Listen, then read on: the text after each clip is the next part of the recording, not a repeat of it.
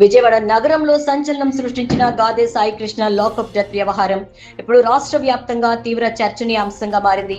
ఈ custodial death ఘటనపై YSR Congress party senior నేత మాజీ మంత్రి పేర్ని నాని విజయవాడ పోలీస్ కమిషనరేట్ పనితీరును, చంద్రబాబు నాయుడు గారి ప్రభుత్వ విధానాలను నిలదీస్తూ సంచలన ప్రశ్నలు సంధించారు.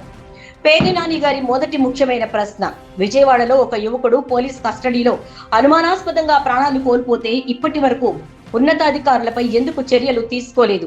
నారా చంద్రబాబు నాయుడు గారు నిజంగా మీలో నిజాయితీ ఉంటే, ఈ ప్రభుత్వానికి చిత్తశుద్ధి ఉంటే విజయవాడ సిపి రాజశేఖర్ బాబు గారిని, డీసీపీ గారిని, ఏసీపీ గారిని తక్షణమే వారి ఉద్యోగ బాధ్యతల నుండి ఎందుకు తొలగించలేదు? పేర్ని నాని గారు డిమాండ్ చేస్తున్నది ఏంటంటే, ఈ లీగ్ అధికారులను పక్కన పెట్టి ఒక నిఖార్సైన హోం గార్డ్ లేదా కానిస్టేబుల్ కు విచారణ బాధ్యతలు అప్పగిస్తే కేవలం 5 నిమిషాల్లో అసలు ఏం జరిగిందో రాష్ట్రమంతా కళ్లకు కట్టినట్టు చూపిస్తారు.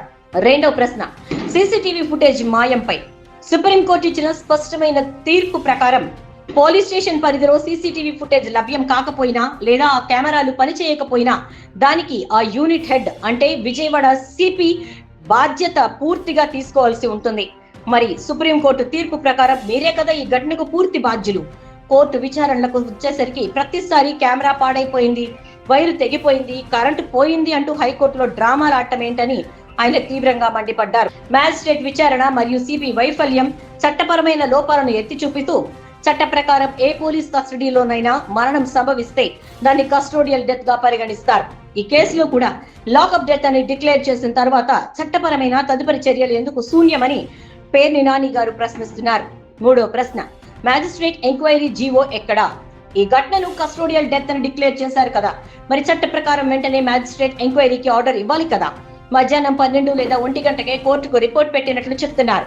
మరి ఇంత సమయం గడిచినా మ్యాజిస్ట్రేట్ విచారణకు సంబంధించిన అధికారిక జీవోను ప్రభుత్వం ఎందుకు విడుదల చేయలేదు? నాలుగో ప్రశ్న, సిపి రాజశేఖర్ బాబు గారి విధి నిర్వహణపై విజయవాడ కమిషనర్ ఆఫ్ పోలీస్ గా మీ డ్యూటీని సక్రమంగా డెలివరీ చేయటంలో మీరు పూర్తిగా ఫెయిల్యూర్ కాదా సార్?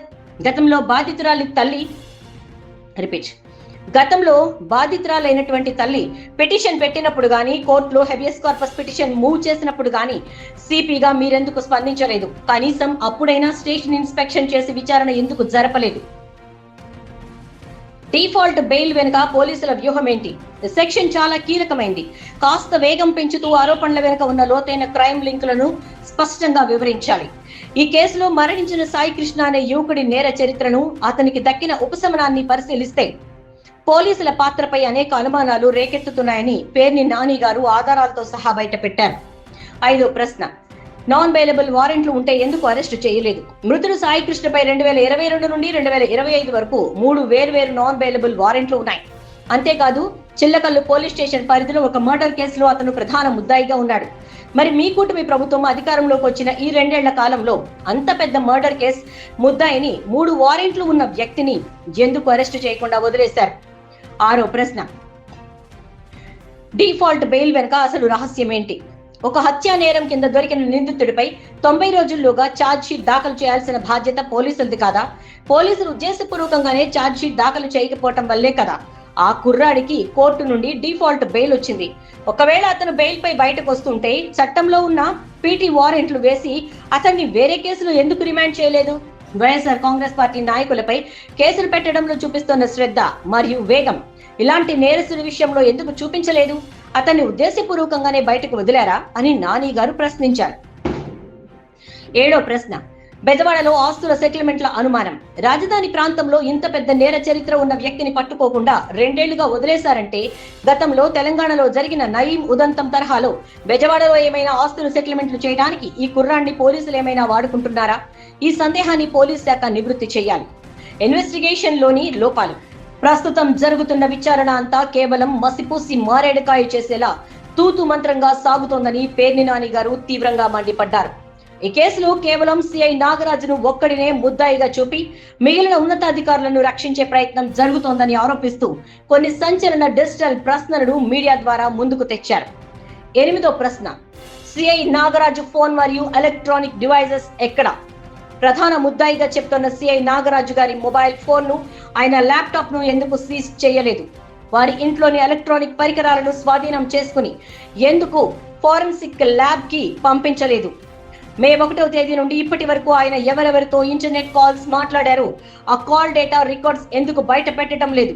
9వ ప్రశ్న, ఉన్నతాధికారుల కాల్ డేటాపై విజయవాడ సిపి, డిసిపి, ఏసీపీ మరియు టాస్క్ ఫోర్స్ స్పెషల్ బ్రాంచ్ల్లో ఉన్న ప్రతి ఒక్కరి ఫోన్ కాల్ డేటాను కూడా సేకరించి విచారణ పరిధిలోకి తెస్తారా లేదా?